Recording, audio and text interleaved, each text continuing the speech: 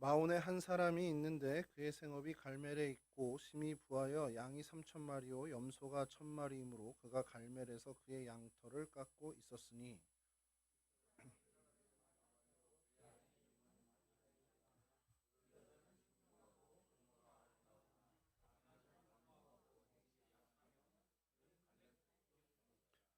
다윗이 나발이 자기 양털을 깎는다 함을 광야에서 들은지라.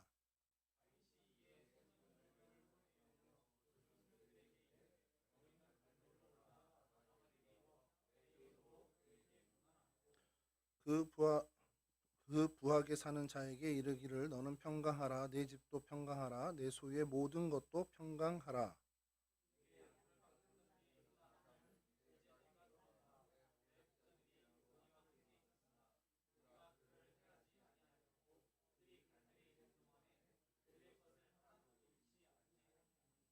내 소년들에게 물으면 그들이 내게 말하리라. 그런즉 내 소년들이 내게 은혜를 얻게 하라.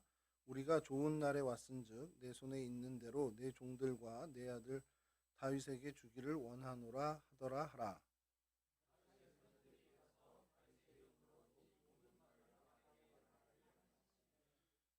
나발이 다윗의 사환들에게 대답하여 이르되 다윗은 누구며 이새의 아들은 누구냐. 요즘에 각기 주인에게서 억지로 떠나는 종이 많도다.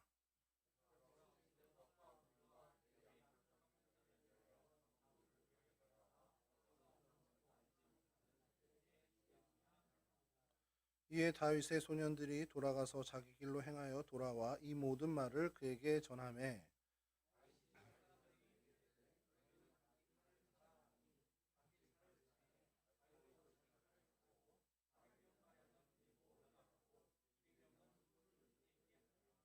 아멘. 예, 오늘 성경 속의 그 장소죠. 장소는 마온 또는 마온 광야에 대해서 저희가 좀 살펴보려고 합니다. 마온이란 이름은 자체로 은신처라는 뜻을 갖고 있습니다. 빨간 버튼 위에 있는 빨간 버튼 좀 줄여주세요. 에코가 너무 좀 심해서. 예, 히브리어로 마온이라고 하고요. 영어로도 마온으로 이렇게 발음을 합니다. 은신처라는 뜻을 갖고 있고요. 위치가 헤브론에 가깝죠. 뭐 대충 오늘 본문을 이제 보셨으면 이 나발이라는 사람이 마온에 거주했고 길가 어쨌든 그 갈멜에 올라가서 일을 하고 그러면 또 갈렙의 족속이고 이렇게 되면 갈렙이 헤브론 지역을 이렇게 좀 받았으니까 유업으로 받았으니까 그 근처 어디겠구나라는 생각을 하셨을 텐데 그 생각이 정확합니다. 그래서 헤브론 남쪽에 위치한 산간 마을이고요. 그 갈멜도 마찬가지입니다. 갈멜과 이 마온 사이가 한 2.4km 정도 차이가 나는데 2.4km면은 굉장히 가까운 거리죠. 그래서 좀 이따 말씀드리겠지만 이 두 지역이 항상 한 덩어리로 이렇게 취급을 받고 또 그렇게 쓰임을 받는 경우가 많이 있습니다. 현재는 이제 그 동네가 텔마인이라는 지명으로도 쓰이고 동시에 마온이라고도 쓰입니다. 여전히 마온이라는 도시로도 쓰이고 있는데 유다의 그 갈멜 이름이 거기 발음으로 갈멜이라고도 하고 키르밀이라고도 하는데 거기와 이제 한 문화권에 있다라고 보시면 되고요. 여기가 이제 언덕이 이제 갈멜보다도 좀 높은 언덕이라 이제 그 전략적으로 요충지가 될 수 있는 그런 조건들을 가지고 있습니다. 이제 사해 쪽 동쪽 사해 쪽으로 이제 경사로가 이렇게 좀 급하게 나 있는 사진으로 좀 보시면 되어 있는데 그 정도로 좀 높은 여기가 좀 그냥 구릉지대 정도로 좀 보시면 될 거예요. 그러니까 헤브론 산지를 이 산지를 내게 주소서 갈렙이 얘기한 것처럼 약간 산지 쪽에 가깝습니다. 그래서 목축업이나 이런 것들이 성행인데요. 제가 이렇게 아무리 이야기해도 잘 모르실 테니까 지도를 좀 보겠습니다. 마온 광야 지도를 좀 보여주시죠. 첫 번째 지도인데요. 가운데 이렇게 사해는 여러분들 이제 보실 수 있죠. 글씨가 너무 작아서 그런데 예, 그 예루살렘 밑으로 또 베들레헴 밑으로 저 어떻게 좀 헤브론 밑에 이렇게 10이라는 10광야라고 하는 그 10이라는 거 혹시 보이시는지 예, 마우스 감사합니다. 예, 그 밑에 갈멜이 있고 그 밑에 예, 마온이 있습니다. 요 정도의 지형에 있다라고 보시면 됩니다. 그러니까 셰펠라는 아니에요. 그쪽은 아니고 정말 유다 산지에 있는 이 땅입니다.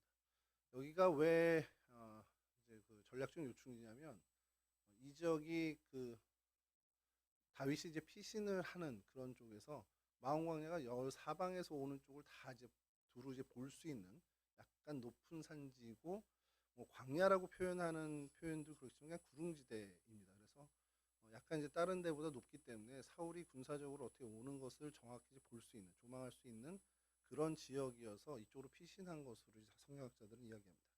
그래서 오늘날의 사진을 좀 보면요, 정말 광야입니다. 이게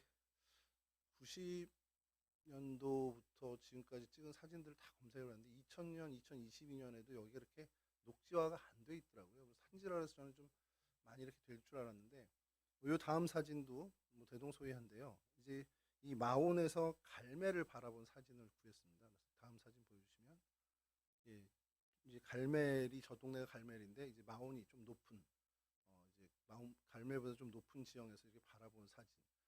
그러니까 뭐 이렇게 저희가 생각하는 그 어떤 산지다 뭐 이런 거랑은 좀 다르죠. 그러니까 우리로 치면 구릉지대, 나무 없는 구릉지대로 이제 보시는 게 좀 편합니다. 그 동네가 있는데요. 마온 센터라는 이제 구글 지도에서 마온 센터라는 버스 정류장이 있습니다. 그래서 그 마온 동네의 제일 가운데 이제 버스 정류장이 있는데 굉장히 작은 동네예요. 그 동네 그 근처에 있는 집들을 좀 보여주시면 다음 사진을 보시면, 예, 그래도 예, 제법 집다운 집들이 좀 있고요. 이곳이 좀 이따 설명을 드리겠지만 유대인 정착촌이 있습니다. 유대인 정착촌이 이 서한지구에 있다라는 것은 굉장히 좀 곤란한 역사들, 저희가 이게 무슨 말도 안 되는 일이야라고 하는 것들이 좀 발생하는 지역이라는 건데요. 예, 어쨌든 그건 좀 이따 말씀을 드리고요. 이렇게 마온 지역에 이렇게 주택들이 모여 있고요. 그 다음 사진 보면 관광객인지는 잘 모르겠습니다만 사람들이 이렇게 출입하는 그런, 이게 성지순례를 가신 분의 사진이 아니고요. 구글 지도에 올라온 블로거 사진입니다. 그 동네 사람의 사진인데 이거 왜 이걸 찍었나 해서 몰랐는데 그 다음 사진을 보니까, 다음 사진 보시면 거기서 무슨 축제 같은 게 열렸나 봐요. 그래서 그 아이들이, 그래서 뭐한 것 같습니까? 이쪽에 멀어서 잘 안 보이는데 트램플린을 하고 있는 겁니다. 허리에 차가지고 방방 뛰고 저쪽은 뭐 고기 같은 거 잡는 것 같아요. 그래서 그거를 이제 블로그에 올렸더라고요. 그래서 그 사진을 했는데 이런 일들이 그냥 유대인 전착촌에서 그냥 흔히 일어나는 일이고, 뭐 결혼식 사진도 있었는데 뭐 그거는 좀 마온하고는 좀 거리가 있는 곳에서 일어난 거라 뭐그 지역에다가 이제 묶이긴 했는데 그냥 이런 정도의 사진만 좀 보게 됐어요. 그러니까 오늘날에도 그냥 이런 동네라는 겁니다. 그러니까 뭐 어떤 뭐 막 발전된 도시 이런 건 아니고요. 그냥 정말 외지고 그러니까 피해가고 숨어 살 수 있는 어떤 그런 정도로 생각하시면 되는데, 아까 말씀드렸던 그 집들이 있는 이 유대인 정착촌이라는 게 뭐 오늘 말씀을 다 드리긴 좀 어렵지만 이게 굉장히 좀 슬픈 역사가 계속 반복되고 있고 오늘날에도 지금 하마스하고 전쟁이 좀 계속 이루어지고 있잖아요. 그거에 대해서 조금 더 설명을 좀 드릴 필요가 있겠다 싶어서 좀 말씀을 드리면, 다음 사진 보여주시죠.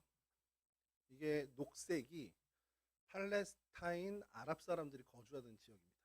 제일 제 쪽으로 있는 게 1946년까지 영국이 통치하던, 그러니까 오스만 제국을 이제 1차 세계대전에 이제 패하잖아요. 독일하고도 또 뭐 연합하고 했었는데, 그래서 영국이 여기를 이제 계속해서 이제 점령하고 있었죠. 뭐 지금은 이제 터키가 된 그 나라지만 1946년까지는 이렇게 팔레스틴의 요 지역에 아랍 사람들이 이렇게 거주하고 있었습니다. 근데 유엔에서 이제 뭐 그 과정은 생략하고요. 유엔에서 이스라엘 독립을 시키잖아요. 독립을 시키면서 이걸 다 몰아낼 수도 없잖아요. 그러니까 경계를 이제 지은 게 팔레스틴 사람들은 여기 살고 유대인들은 여기 거주하자 해가지고 이렇게 경계를 나눈 게 그 두 번째 유엔 플랜이라고 해서 1947년에 이렇게 하면서 그 5월달에 독립 선언을 해버리는 거죠. 그때 유대인들이 왜 그러면 여기서 갑자기 뜬금없이 독립을 했냐라는 게 1차 세계대전 그 이후로 2차 세계대전 계속해서 유럽에서 거주하던 유대인들이 핍박을 많이 받았습니다. 뭐 나치의 핍박뿐만 아니라 유럽 사람들 자체가 유대인을 별로 좋아하지 않았습니다. 그래서 그들이 이제 거기서 잘 정착한 사람들은 뭐 계속 정착해서 뭐 미국으로 나중에 건너가고 하지만 정착을 못한 사람들은 결국에 이쪽 동네로 돌아오게 된 경우가 많이 있었던 거죠. 핍박을 피해서 돌아왔는데 그 사람들에 대한 이제 뭐 어떻게 보면 유럽, 뭐 영국이라든지 미국이라든지 거기서 이제 배려가 된 것이 이 팔레스틴 지역을 아랍인들이 거주하는 지역, 유대인이 거주하는 지역으로 나눠서 이렇게 분리를 해서 독립을 시킨 겁니다. 그리고 독립선언을 하자 이집트를 중심으로 한 중동 국가가 인정할 수가 없잖아요. 그래서 제1차 중동 전쟁이 발발합니다. 그래서 47년 독립하자마자 그 다음 날부터 발발했다고 보시면 됩니다. 그래서 47년에서 49년까지 전쟁을 치르죠. 그래서 누가 이겼을까요? 뭐 다 잘 아시겠지만 중동 전쟁 1차 중동 전쟁에서 이스라엘이 이깁니다. 그래서 그 다음 세 번째 사진이 1949년부터 67년까지 아니요 다음 사진이 아니라 요 세 번째 좀 전에 사진에서 세 번째 칸에 있는 그 하얀 땅이 훨씬 더 많아졌잖아요. 이렇게 이제 정해진 겁니다. 이게 사실은 국제사회에서도 이게 지금 공인이 된 거예요. 그래서 말씀드린 것처럼 저기 조그만 녹색이 지금 문제가 계속 생기고 있는 가자지구입니다. 그 지중해 연안에 있는 가자지구고, 요 한가운데 있는 녹색이 이제 서한지구라고 해서 요단강 서쪽에 이렇게 뚝을 쌌어요. 그래서 그쪽에 웨스트 뱅크라고 해서 서한지구라고 돼 있습니다. 그래서 여기는 하타당이 이제 그 팔레스틴 이제 원래 피에로의 그 당이 치리하는 그곳이고, 이제 가자지구가 하마스가 이제 치리하는 그런 땅으로 분리가 됐었는데, 아까 말씀드린 것이 이스라엘 유대인 정착촌이 왜 문제가 되냐면, 이제 저 세 번째 칸에 있는 게 유엔과 국제적으로 공식적으로 여긴 팔레스틴 땅이고 여기는 이스라엘 땅이야라고 공인한 건데, 이스라엘이 그거를 수용하지 않고 계속 또 뭐 4차 중동 전쟁도 일어나고 계속 일어났잖아요. 그러면서 유대인들이 그 안에 들어가서 정착을 하는 겁니다. 정착이 이제 경제 공동체로 정착이 하는 경우가 있고, 농업 공동체로 정착하는 경우도 있고, 종교 공동체로 정착하는 그 세 가지 목적을 가지고 정착을 하게 되는데, 아랍인들이 있는 그 동네 유대인들이 정착하게 되면 어떤 일이 발생하겠습니까? 싫어할 거 아니에요, 이 사람들이. 그래서 뭐 몰아내고 뭐 테러도 일어날 수 있고, 그 사람들을 보호하겠다라고 해서 들어갑니다. 군인이 들어가죠. 군대가 들어가는 거죠. 군대가 들어가서 주둔하면서 파이어링 존이라고 해가지고 계속해서 그 지역 일대를 군사 훈련해야 돼, 뭐 사격 훈련해야 돼 하면서 팔레스틴 사람들 나가. 그래서 정착촌 주변에 팔레스틴 사람들 계속 몰아냅니다. 그러니까 어느 날 갑자기 들어가서 이제 여기 니는 못 살아 하고서 시간도 말미도 얼마 안 주고 그냥 밀어버리는 거예요, 주택을. 그래서 저희 나라랑 이게 연관이 많이 됐던 게 그 중장비가 현대건설 거라. 그때 한참 저희 나라에서도 참여연대에서도 막 기사를 찾아보시면 이제 여러분 검색하시면 굉장히 비난이 많았었습니다. 그런 일이 있었는데 그것을 뭐 국제사회에서 계속 비난하고 중단하라고 요청했지만 중단 안 하죠. 지금까지 계속 이어지고 있고, 사실 그로 인해서 지금 이 이스라엘과 하마스의 전쟁이 촉발된 것도 굉장히 큰 영향을 준 거죠. 어느 정도였는지를 보여드리면요. 지금 마지막 지도 보시면은 초록색이 거의 없잖아요. 팔레스틴 아랍 사람들이 거주하는 지역인데 거의 없어졌는데, 다음 사진 보시면 이게 좀 확대를 크게 해서 보여드려야 되는데, 그 분홍빛으로 있는 데가 다 정착촌이라고 보시면 됩니다. 이스라엘 사람 정착촌이고, 근데 이게 다 보면은 도시들이에요. 좋은 동네 땅은 다 그렇게 돼 있고, 가운데 이제 밀집되어 있는 데가 동예루살렘입니다. 예루살렘 인근의 베들레헴까지 다. 그렇다고 여기 아랍인들이 전혀 없는 건 아닙니다. 아까 말씀드린 것처럼 경제 공동체라든지 농업 공동체 같은 경우는 노동력이 싼 아랍 사람들이 많이 그곳에서 이제 일을 하고 있습니다. 그래서 여하튼 있는데, 이게 테러가 위험이 있으니까 이 이스라엘이 어떻게까지 하냐면, 다음 사진 보여주시면 여러분들 아마 다 그 일전에 한 번씩은 다 뭐 얘기는 들으셨을 거예요. 아마 사진도 다 보셨을 거고, 오늘 이제 다시 한번 좀 말씀드리는 건데, 장벽을 이렇게 쌌습니다. 이스라엘 정착촌과 아랍 사람들이 거주하는 지역을 분리하는 거죠. 군대만으로는 어려우니까 이렇게 했는데, 이게 8m입니다. 무려 720km에 달하는 총, 그러니까 다 이어진 건 아니고요. 정착촌마다 이렇게 해놓은 거죠. 그리고 다음 사진 보여주시면 이게 아랍 사람들이 들어가려고 이제 검문소를 통과하기 위해서 줄을 쓴 거라고, 아침에. 그러니까 안에 일자리가 있으니까 가서 이제 농업도 하고 뭐 공장에서 일도 하고 해야 돼서 아랍 사람들이 자기네들 거주하는 곳에서 유대인 정착촌 안으로 들어가서 경제 활동을 하기 위해서 아침에 이렇게 줄을 서는 모습을 이제 찍은 거죠. 그러니까 이제 테러 방지 목적으로 이렇게 합니다. 이게 그러니까 제가 이렇게 보면서 이렇게까지 하니 갈등이 계속 일어나고 전쟁까지 갈 수도 있겠구나. 도저히 못 살겠다 하고서 들고 일어날 수도 있겠다라는 거죠. 근데 말씀드린 서한 지구는 아까 말씀드린 하타당이라고 이제 피에로 원래 피에로의 건데 거기서는 이제 그 한 지역 두 국가를 추구하고 있어요. 그러니까 뭐 분쟁이 사실은 별로 그렇게 없고 좀 밀리고는 있지만 그래도 이제 약간 이스라엘 경제에 기대서 좀 살고 있는 부분이 있습니다. 그래서 그렇게 큰 갈등은 없는데 가자 지구는 그 안 자체에 이스라엘 정착촌을 만들 수 없을 정도로 이제 굉장히 과격한 하마스당이 이제 지배를 하고 있어서 가자 지구 전체는 아예 그냥 장벽을 세운 거죠. 물론 이제 8m 장벽은 거기는 아닙니다만 장벽을 세워놓고 지하로 계속해서 이제 하마스가 이제 은신을 하다 보니까 이스라엘에서 지하에다가 철 장벽을 또 세웁니다. 이제 지하 안으로. 그래서 그러다 보니까 이제 수로도 끊기고 이제 뭐 그렇게 돼버리는 그러니까 완전히 고립을 시켜버리게 된 거죠. 그로 인해서 뭐 어쨌든 간에 많은 복합적인 이유가 있지만 지금 쉽게 얘기해서 이제 전쟁까지 발발하게 된 그런 상황의 땅입니다. 우리 이 말씀드린 마온 역시도 유대인 정착촌이에요. 그러니까 그 안에서 이제 농업도 있고 목축업도 있고 여러 가지가 있는데 이제 아랍 사람들도 들어와서 일하고 또 유대 사람들이 거기서 군대의 보호를 받으면서 살아가고 있는 동네라고 보시면 됩니다. 갈멜도 마찬가지고요. 이렇게 좀 되어 있습니다. 여하튼 이런 마온 땅을 오늘 저희가 좀 살펴보는데 다른 문헌에도 마온이 등장하나라는 것을 이제 성경학자들이 연구를 했는데 성경 외에도 탈무드에 이제 언급이 되는데 탈무드에서 언급은 이 마온이 어떻다 저떻다라는 게 아니라 그 갈릴리 디베랴 근방의 벳마온이라는 벳마온이라는 동네가 있는데 그것과 어떻게 보면 구별하기 위해서 이 마온을 유다 마온이라고 부른다라는 정도의 언급이 있다라는 겁니다. 그 정도의 다른 문헌에서는 그 정도의 언급밖에 없는 사실 성경에서도 그렇게 큰 언급이 없는 작은 동네고 별로 이렇게 주목받지 못하는 동네가 이 마온이죠. 이 마온이 이제 어떤 학계에 좀 주목을 받게 된 것이 다윗 시대의 그 파편, 그러니까 토기 뭐 어떤 철기의 어떤 그 파편들이 좀 발견이 돼서 이제 뭐 다윗 시대 거다라고 이제 확정이 된 것 같아요. 그래서 다윗 시대의 파편이 거기서 등장했고 그리고 이제 계속 고고학적 발굴을 하다 보니까 어떤 성벽의 잔해들이 발견이 됐다라는 겁니다. 근데 성경 어디에도 이 마온 지역에 성을 지었거나 어떤 성벽이 있었다라는 기록이 성경 어디에도 이스라엘 역사에도 없거든요. 그럼 도대체 이 성벽이 뭐냐라고 했을 때 역사학자들이 이제 계속 연구한 결과에 로마 제국 때 갈멜에 로마 군대에 요새가 있었다고 해요. 그래서 요새가 있고 그 요새를 어떻게 보면은 보호라기보다도 이제 그 요새에서 망대를 세운 것이 이 마온 지역으로 이제 보는 겁니다.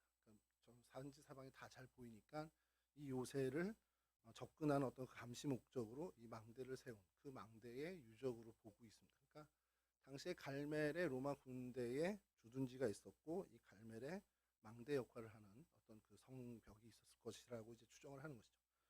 그러니까 이제 다른 문헌이라든지 역사에서 이 마온은 요 정도가 답니다. 그 기록 어떤 이런 것들이 뭐 베들레헴이나 예루살렘, 헤브론처럼 뭐 많은 자료가 있는 게 아니고요. 그래서 이 마온에서 벌어진 성경 안에서 일이 뭐냐라고서는 크게 두 가지가 나타나죠. 그리고 뭐 어떻게 보면 큰 사건 하나인데 그 안에서 둘로 좀 볼 수 있는 것이 다윗의 피신 지역이라는 것이 이제 하나고요. 또 하나는 오늘 우리가 읽었던 그 나발 사건, 나발 그리고 아비가일 사건 뭐 한 사건이죠.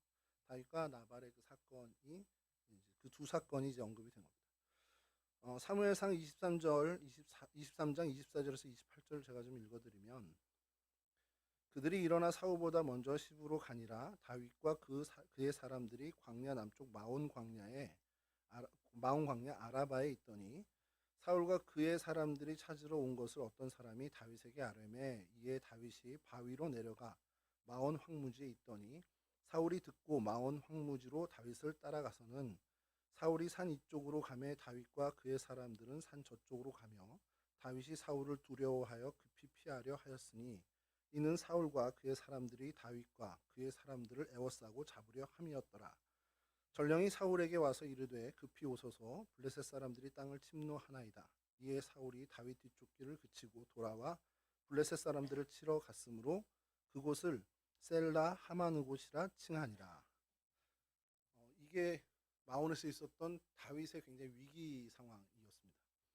그러니까 마온으로 이제 도망을 가서 마온에 큰 바위가 있었대요. 그러니까 아마 그 바위가 망대 역할을 하는 바위였을 겁니다. 그 당시에도요. 그쪽으로 이제 내려가서 살펴보니까 사울이 이쪽으로 오길래 저쪽으로 갔더니 저쪽에서도 포위해서 오고, 그러니까 이제 꼼짝없이 죽겠구나, 이제 당하겠구나라고 하고 있는 그때에 블레셋이 갑자기 전쟁을 일으켜서 이 사울 군대가 다윗을 더 쫓지 못하고 블레셋을 응대하러 가는 겁니다. 그래서 그 지역, 그곳을 셀라 하마느곳, 이게 분리의 바위라는 뜻입니다.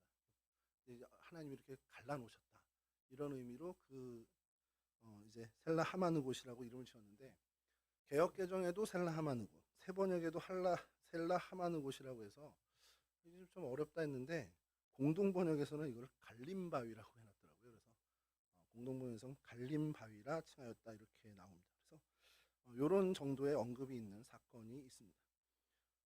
이 마온 유다 산지에 있었던 그 갈멜과 가까이에 있었고, 또 십광야도 그렇게 멀지 않은 그 지역에 있어서 그 바위산으로 유명했던 기록들이 좀 있던 것 같아요. 그래서 그 바위산이 아까 말씀드린 것처럼 높이 이제 올라가 있는데 양들도 염소들도 가기 어려운 이제 가파른 정도. 그러니까 아마 망대로 사용한 어떤 그런 것으로 이제 보인다라는 것이죠.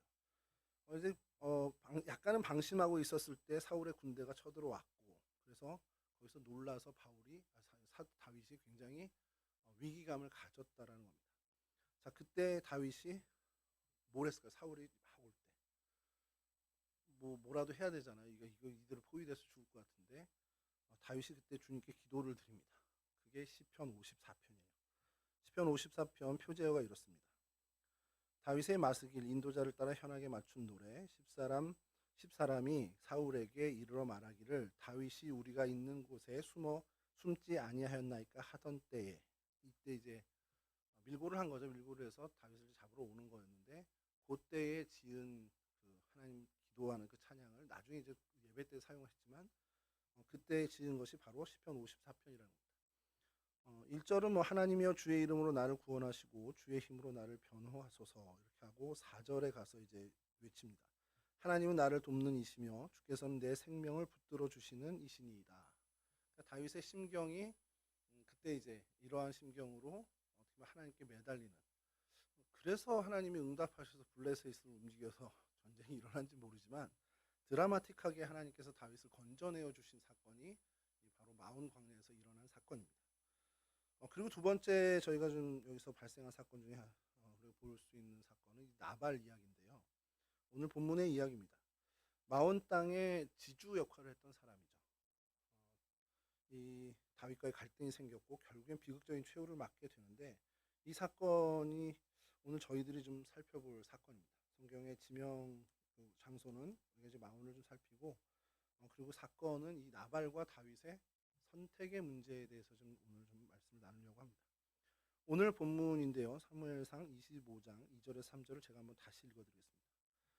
마온에 한 사람이 있는데 그의 생업이 갈멜에 있고 심히 부하여 양이 3,000마리요 염소가 1,000마리이므로 그가 갈멜에서 그의 양털을 깎고 있었으니 그 사람의 이름은 나발이요 그의 아내의 이름은 아비가일이라. 그 여자는 총명하고 용모가 아름다우나 남자는 완고하고 행실이 악하며 그는 갈렙 족속이었더라.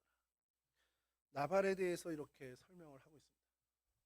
여러분, 우리가 인생을 살아갈 때 어떤 선택을 하느냐에 따라서 우리 인생은 참 많이 바뀌죠.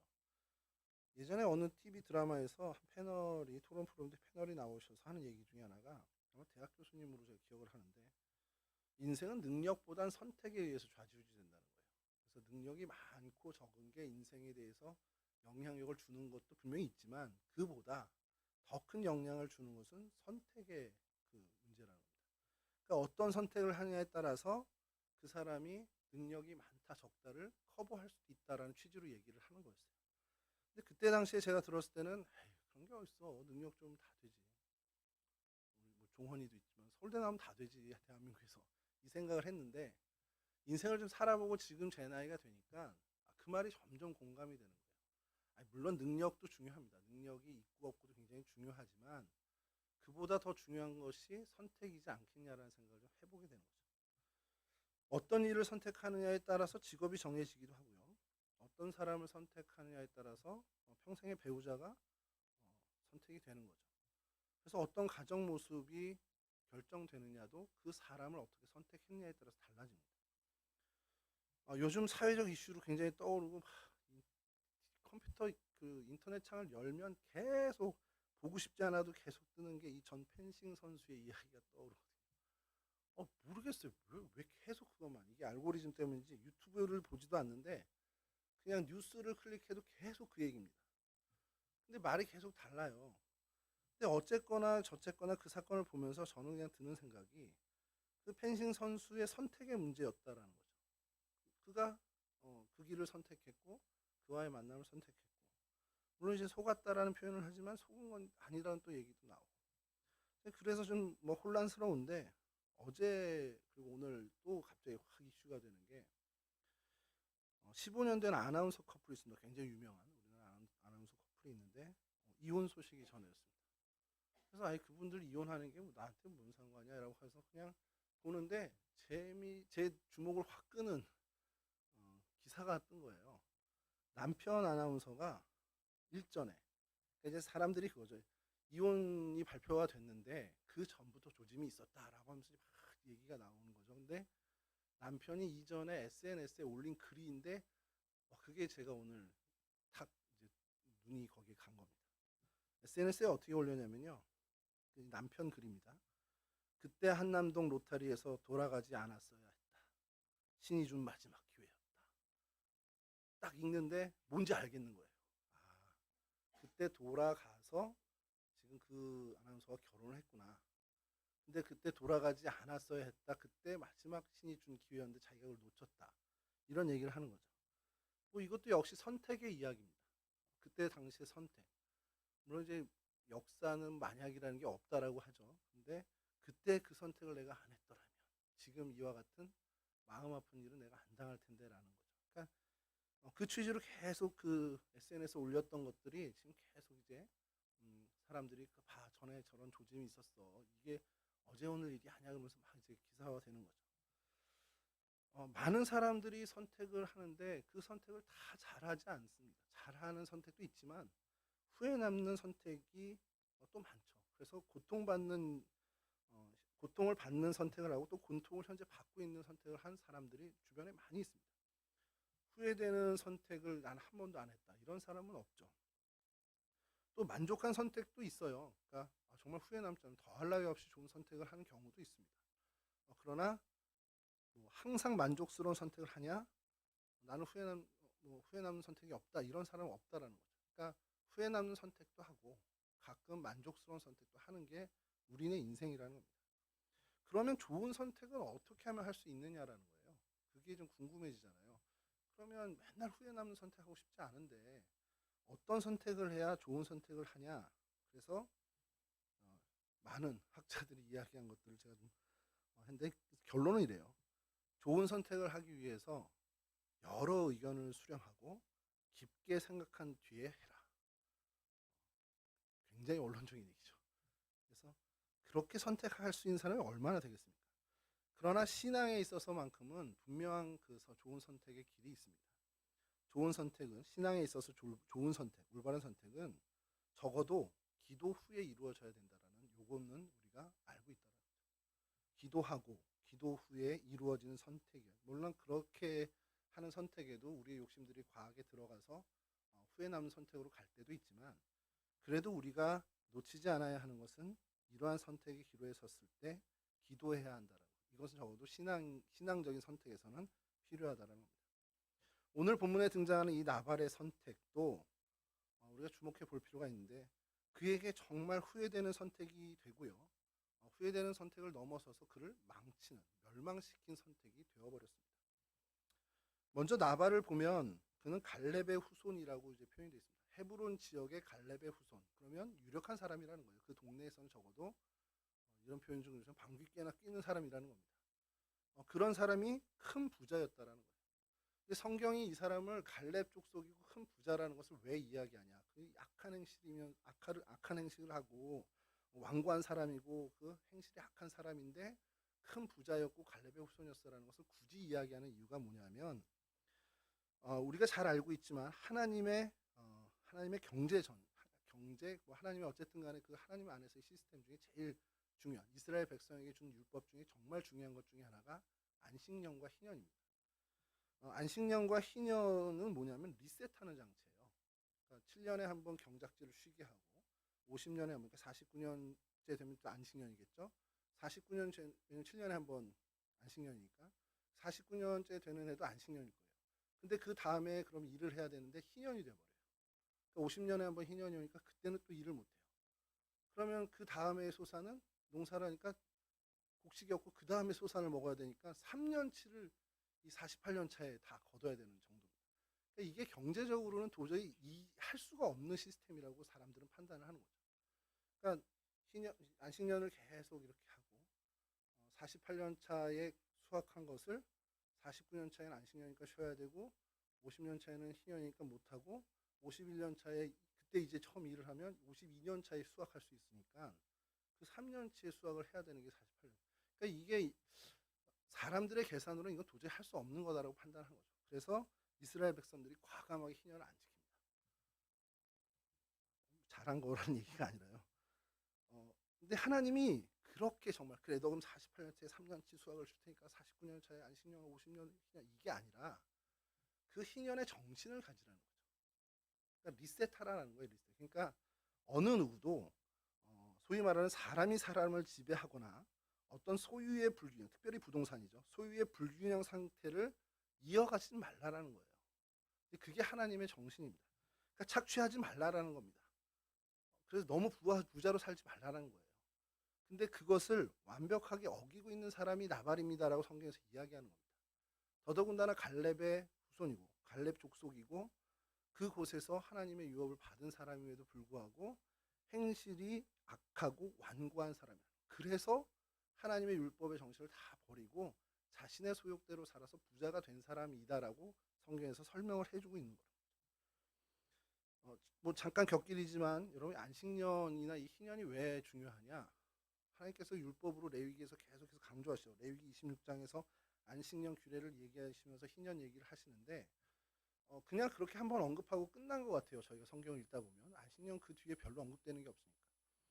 근데 정말 무서운 얘기가 뭐냐면 예레미야가 이스라엘 남유다죠. 남유다의 그 멸망을 얘기하면서 70년간 너희가 바벨론의 유수가 될 거니까 포로로 잡혀갖고 70년이 지난 후에야 돌아올 거라고 얘기를 해요.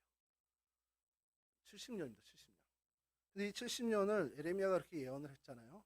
그럼 예레미야가 70년 예언을 했나 보다 라고 하면 지나가면 좋은데 이게 역대하 36장 21절에 예레미야 예언이 이렇게 응하니라라고 얘기하면서 뭐라고 표현을 하냐면 안식년을 누림같이 이 땅이 70년을 황폐하게 된다. 안식년을 니들이 계속 안 지킨 거야. 거기서 희년도 안 지키고. 그러니까 강제로 지키게 할게 하고서 70년 동안 이 땅을 쉬게 하겠다라는 겁니다. 하나님이 리셋을 70년간 리셋을 하시겠다는 거죠. 이게 굉장히 무서운 얘기일 수 있어요. 그럼 얘기하시겠죠. 와, 그럼 7년에 한 번이니까 70년 하면 7, 7에 49, 490년 동안 얘네들이 안식년을 안 지킨 거네. 얼추 맞습니다. 이제 그 사사기 이후에 한 440년, 450년 정도. 근데 정확하게 숫자를 그렇게 하는 게 아니라 그만큼 하나님이 이 역대하를 통해서 안식년의 정신과 리셋하는 하나님의 리셋의 그 경제적인 시스템 그 이야기를 귀중하게 여기지 않았을 때 하나님은 어쨌든 그것을 하나님의 방법으로 하시겠다라는 걸 얘기하는 거죠. 나발의 이러한 어떤 율법의 정신을 잃고 하나님 말씀의 정신을 잃었던 이 모습을 결국 다윗을 통해서 그 안에 아비가일을 통해서 하나님이 완벽하게 고쳐버리겠다라는 그러한 사건을 오늘 저희가 좀 보게 되는 겁니다. 그리고 그 결과는 나발에게는 굉장히 비극적인 결과가 되었죠. 이스라엘 백성들, 남유다 사람들에게 비극적인 나라를 잃게 되는 것과 같이 나발도 그런 결과를 갖게 됩니다. 그러니까 당시 수천 마리의 짐승을 기르려면 많은 노동력이 필요할 수밖에 없습니다. 그러니까 그만큼 많은 이제 어떻게 보면은 식솔이라고 할 수 있지만 노동의 착취가 있었을 거라고 보는 거죠. 그리고 대부호를 위해서 일하는 그 사람들이 생겨났고 결국 이 시스템이 적어도 이 마온 지역, 요 갈멜 이쪽 지역에서 율법의 정신으로 하나님이 리셋하는 그 어떤 경제 시스템이 완전히 무너진 상태라는 것을 이렇게 얘기하고 있는 겁니다. 빈익빈 부익부의 모습이 심화되고 있다는 것을 반증하는 그 성경의 기술이라고 보는 거죠. 여하튼 이 나발이 그러한 율법의 정신을 놓고 자신의 소욕대로 살아가는 이기적인 사람이라는 것이고, 헤브론 지역의 갈렙 족속으로서 어떻게 보면 나름 영향력을 끼치는 사람으로서 그 영향력을 자신의 이득만을 가지고 이득에 발빠른 사람으로 살았다라는 것을 짐작하게 한다라는 겁니다.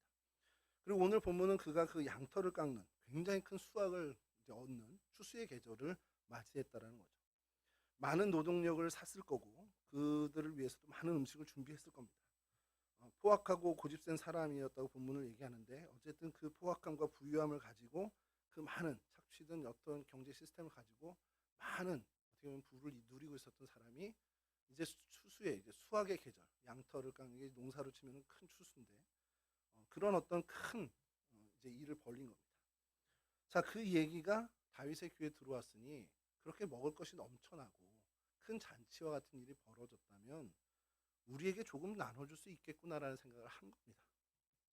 자, 근데 이 다윗의 요청은 이 나발의 입장에서 보면 참 터무니없는 요청일 수밖에 없어요. 왜냐하면 다윗의 군사가 그를 따는 무리를 위해서 자신의 걸 줄 만한 사람이 애초에 아닙니다.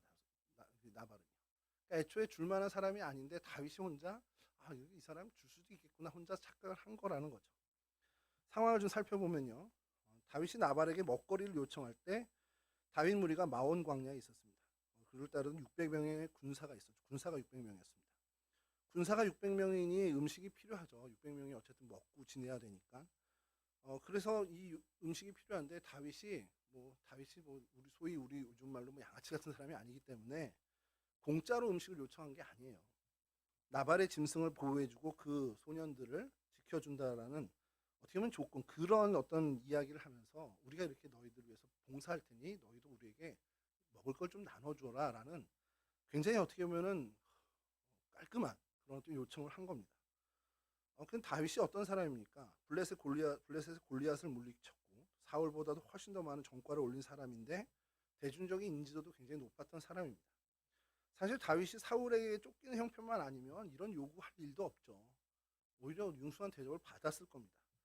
그런데 자신의 처지를 분명히 스스로도 알고 있기 때문에 서로에게 유익한 방법, 서로에게 조금 더 그래도 양보할 수 있는 방법을 제시한 거죠. 여러분, 근데 나발의 입장에서도 사실은 있어요. 다윗을 도왔다가 나중에 사울이 알게 되면 큰일 날 수 있잖아요. 그러니까 나발이 그런 걸 의식해서 거절했을 수도 있겠다라는 생각을 하고 접근해서 본문을 보면 절대 그런 게 아니라는 겁니다. 그는 그게 아무 자기의 머리에 계산이 없었습니다. 그냥 다윗과 다윗 식솔에게 주는 게 아까운 거예요. 다윗을 그냥 다윗이 누구, 이세 아들이 누구냐 그냥 없인 여기는 겁니다. 그냥 나 너 줄 거 없다. 이거 뭔데 내가 이걸 줘? 그러니까 자기 어떤 물질에 대한 그 과한 욕심이 아주 확고한 사람이어서 자기 재산상의 손해에 대해서 너무도 민감하고 계산적인 사람이었기 때문에 이건 도저히 다윗이 어떤 사람이고 상관없이 사울에게 나중에 후환이 있고 이런 건 아무 상관없이 주지 않은 사람이라는 겁니다. 어쨌든 다윗 자신도 굉장히 힘겨운 상황이었기 때문에 먼저 나발에게 이제 다가갔는데 보기 좋게 이제 거부당한 거죠. 나발이 이제 이야기하는데 나름대로 이제 무시하면서 하는 표현이 그거죠. 사울에게서 떨어져. 요즘 주인 떨어져서 주인한테서 도망친 그런 사람들이 많아. 이러면서 다윗을 굉장히 어떻게 업신여기는 표현을 하죠. 그러니까 이 얘기는 다윗의 지금 상황을 그도 알고 있다라는 거예요. 그러니까 어떤 권력 싸움에서 밀려나서 이제 초라하게 도망자신이가 됐다라는 것을 다 알고 있다라는 겁니다. 그럼에도 불구하고 더 무시를 한 거죠. 그게 어떻게 그렇게 발현됐을까? 다윗을 무시하는 것까지 간 이유는 결국엔 자신의 물질에 대한 집착이 거기까지 간 거라고 볼 수밖에 없다라는 겁니다. 물질을 아끼려는 욕심이 그러한 선택을 하게 했다라는 거죠. 다윗을 무시하고 줄 거 없어 아까우니까 안 줄래라고 하는 그러한 선택으로 가게 됐다라는 겁니다. 자, 이 선택에 대해서 다윗이 이제 보고를 받고 어떻게 했냐? 사무엘상 25장 22절입니다. 내가 그에게 속한 모든 남자 가운데 한 사람이라도 아침까지 남겨두면 하나님은 다윗에게 벌을 내리시고 또 내리시기를 원하노라 하였더라. 다윗이 이 정도로 분을 냅니다. 이렇게 어떻게 보면은 그 나발의 어떻게 보면은 그 어리석은 선택. 성경에서도 정확하게 얘기죠. 나발의 나발을 그 마온의 어리석은 사람이라고까지 평가하는 그렇게 어리석은 선택을 한 사람의 이 선택에 대한 다윗의 반응은 내가 그 사람들에 속한 남자 모조리 다 몰살시킬 거야라는 분개를 하게 됩니다. 사실 이 모습도 어떻게 보면 다윗에게도 온당한 모습은 분명히 아닙니다. 자기가 법을 집행하는 사람이라도 된 것처럼 행동하는 것, 그것도 역시 하나님의 정신, 하나님의 어떤 사랑의 정신을 엇나가게 한 것이기도 하죠. 이거 하나님이 갚아주실 거야라고 넘어가는 게 사실 제일 좋은 정답인데 그것을 전혀 생각하지 않고 어떻게 보면 자기 스스로 하나님을 대신해서 하려는 그런 분노에 사로잡힌 그 정도의 분노를 내게 됩니다. 분노가 폭발해서 정신을 차리지 못하는 모습으로 비춰지죠. 그러니까 이거를 어떤 면에서는 사울에게 당한 것을 나발에게 분풀이하는 모습으로도 비춰질 수 있고요. 또 어떻게 보면 평소에 어떤 자신의 어떤 모습을 모든 스트레스를 다 여기에다 쏟아붓는 것 같은 모습이 비춰지기도 합니다. 그래서 하나님의 뜻을 놓치게 된 것 같은 선택을 다윗도 하게 되죠. 자, 이러한 어떤 어떻게 보면 좋은 선택이 아닌 좋지 않은 선택을 한 두 사람 사이에 등장하는 사람이 바로 아비가일입니다. 하인을 통해서 이 모든 상황을 인지하게 됩니다. 사무엘상 25장 14절에서 17절인데요. 요건 좀 제가 읽어드리겠습니다. 하인들 가운데 하나가 나발의 아내 아비가일에게 말하여 이르되 다윗이 우리 주인에게 문하나로 광야에서 전령들을 보냈거늘 주인이 그들을 모욕하였나이다. 옆에서 본 사람의 객관적인 증언입니다. 우리가 들에 있어 그들과 상종할 동안에 그 사람들이 우리를 매우 선대하였으므로 우리가 다치거나 잃은 것이 없었으니 우리가 양을 지키는 동안에 그들이 우리와 함께 있어 밤낮 우리에게 담이 되었습니다. 보호자가 되었다는 얘기죠. 그런즉 이제 당신은 어떻게 할지를 알아 생각하실지니 이는 다윗이 우리 주인과 주인의 온 집을 해하기로 결정하였음이니이다. 주인은 불량한 사람이라 더불어 말할 수 없나이다 하는지라. 이 종이 정확하게 이 상황을 보고 이 정확한 이제 객관적인 진술을 아비가일에게 합니다. 이 얘기를 들은 아비가일은 아차 싶었죠. 아차 싶었고 주저할 시간 없이 바로 행동에 돌입합니다. 사무엘상 25장 18절에서 20절입니다. 아비가일이 급히 떡 200덩이와 포도주 2가죽 부대와 잡아서 요리한 양 5마리와 볶은 곡식 5세아와 건포도 100송이와 무화과 뭉치 200개를 가져다가 나귀들에게 싣고 소년들에게 이르되 나를 앞서 가라 나는 너희 뒤에 가리라 하고 그의 남편 나발에게는 말하지 아니하니라. 음식을 준비하고 다윗 일행을 마중 나갑니다. 이거 400대 1의 싸움이 될 수도 있는 어떻게 보면 굉장히 위험한 행동일 수 있는데 그가 가져간 200 음식의 규모를 성경학자들은 양털 깎을 때 통상적으로 마련하는 음식보다 훨씬 더 많은 양이라고 추정을 합니다. 그러니까 그렇게 풍성한 음식을 다윗을 맞으러 가지고 가는 겁니다. 말도 되게 조심해서 해요. 사무엘상 25장 23절 24절을 보면 아비가일이 다윗을 보고 급히 나귀에서 내려와 다윗 앞에 엎드려 그의 얼굴을 땅에 대니라. 그가 다윗의 발에 엎드려 이르되 내 주여 원하건대 이 죄악을 나 곧 내게 돌리시고 여종에게 주의 귀에 말하게 하시고 이 여종의 말을 들으소서. 이렇게 이제 완전 바짝 엎드립니다. 그리고 그 이후에 계속 아비가일의 얘기에 다윗을 내 주로 28번을 얘기하고 자신을 당신의 여종이라고 6번 이상 낮춰서 이제 칭하는 그 계속해서 이제 저자세를 가는 거죠.